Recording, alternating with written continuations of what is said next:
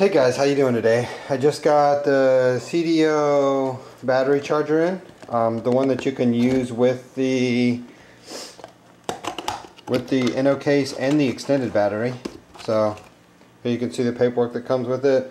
Looks like it has a micro and a mini USB charger on this one. I'm not sure if you can use that with the 8900 or not, but you should be able to, you would think. It just maybe take a little bit longer to charge. And inside here you can see the charger is wrapped up. Get that out. Now you can see the front of the charger. The side, it's made out of the same material. There's the two ports in the back. There's an LED right there on the charging, and it has this little thing that fits in there. I guess I believe that's for when you use it without the Inno case in it. So you can see here that I have the USB, the micro USB ready to go. Plug it in. See the green light lit up on the front there. You can see that I have my Inno case on right here. So I'm going to go ahead and just pop it in the charger and dismiss that. You can see it works 100%. Just drop it in. Works perfect. Wow, that's cool. It's going to be nice not to have to remove the bottom anymore and do the charging. Let's play with it. Let me go ahead and take the case off. And let's go ahead and see how it works with the little adapter in there. Perfect, just like it's supposed to. So that means that this charger, you can use it with or without. It's using the factory 700 milliamp cord, and it's charging with that. So let's see what happens when we put the extended battery in. You can see here the extended battery that I'm putting in. You guys have probably seen this review before that I've done on this. And perfect, fits right in the holster there. Sure, it's charging. You gotta wait for it to boot up to see that it is charging. So we'll just let it go ahead and run through its paces here, and I'll check back in 1 minute. Alright guys, I'm back, and as you can see the phone's finished booting up. So let's perfect, exactly like it's supposed to. Fits in there nice and neat.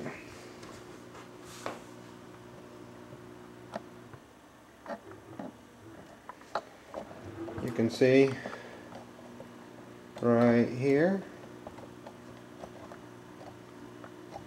Fits in there nice and neat, nice and sturdy. Looks beautiful. Stays in there pretty well. I'm going to go ahead and put the Inno case back on. I know that's what most of you guys are interested in with the standard battery. Let me go ahead and get that on right now. My phone's loving all these reboots. And if you guys were wondering, here's the Inno case. I mean, you can see here, no scratches at all on my black bezel. None whatsoever. I take this thing off, fairly regularly. Same with the bottom. I don't see any scratches on there. Nice and shiny. Locks into place. Doesn't really snap that loud. There you go. Oh yeah, I left the adapter in. Even this part here is made out of the same stuff as the Inno case. That's really nice. Feels nice in the hand. There you can see it sitting in there. It's got that little bit of lip there because of the they leave that space for the extended battery, but it stays in there nicely.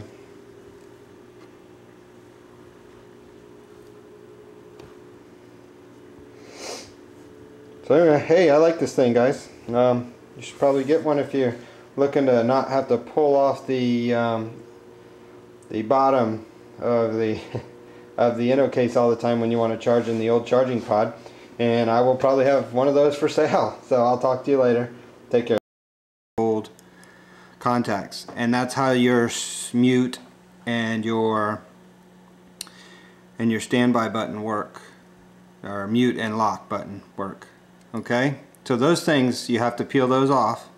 What I did is I went from this direction, peeled them off that way, and then gently got the screwdriver and pried off, because it sticks on the bottom part and on the top part here, and just put it in the new one. Several people have done this, no problems, but if your buttons don't work, that's why. That's these things right here. Okay, so after you do that, you get your old bezel, you just put it right back together. You know, you put your keyboard in. You can see here's the keyboard, comes out in one piece, and there's a little bit of play that everybody complains about, I think. I don't know, maybe yours moves more than mine, who knows, but it doesn't really bother me. And you see, just wedge it up under here, pop it right back in. This is the time if you want to change the trackball, clean it out, whatever, do that. Just put the trackball back in like that.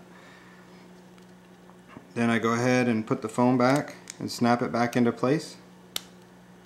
Now the only kind of fun part was trying to get this piece back on, and it wasn't really difficult, but the trick is that it tries to push up, so you kind of have to hold it down while you're doing it.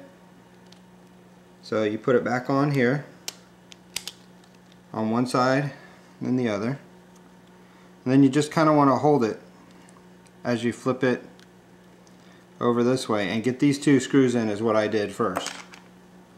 Got the two middle screws in just to kind of hold it in place, because it will kind of pop back out at you.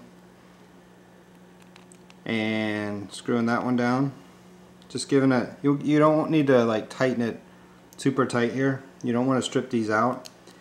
Best case you strip out the screw, but I doubt that'll happen. What's going to end up happening is you're going to strip out the case and have to order a new case. That's $50. So you want to be very careful with that. Just give it a little tight, you know, and then just take a glance around the phone, make sure everything's in where it's supposed to be, and then we can go ahead and, you know, put this back in. Take the top screws,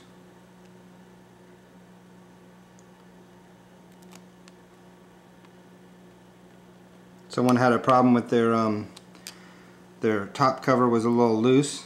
What I suggested and they said worked was just to tighten these up, because that does hold that whole cover in. So just give it a little extra twist there, make sure it's tight enough. That's an easy one to get to, because you just take the battery cover off. This is the one that you want to make sure you get on the first try,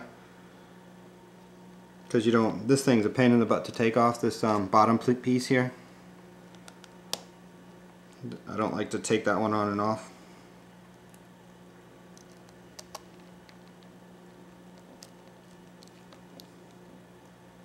Give it a good little tight, and I check to make sure everything looks pretty tight down there. Then just go ahead and slide this back into place. It all snaps in, looks nice and tight. The bottom of the bezel right up against the edge there. These are tight down. And that's it. All you have to do is put the battery back in, cover back on, and you've changed it out. Either your trackball, keyboard, or just your bezel. And it's booting back up right now, and that works, guys. I've done this. This is now my second time, and as you can see, I messed up the top here, so I'm just gonna go ahead and fix that. Didn't get it underneath the bezel properly when I tightened it down. There we go.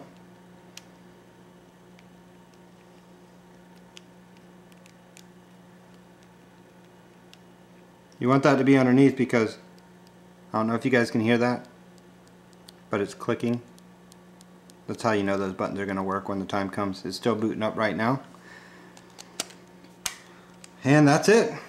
And I hope that's helpful to anyone that decides they want to change it out. And you guys have a nice evening.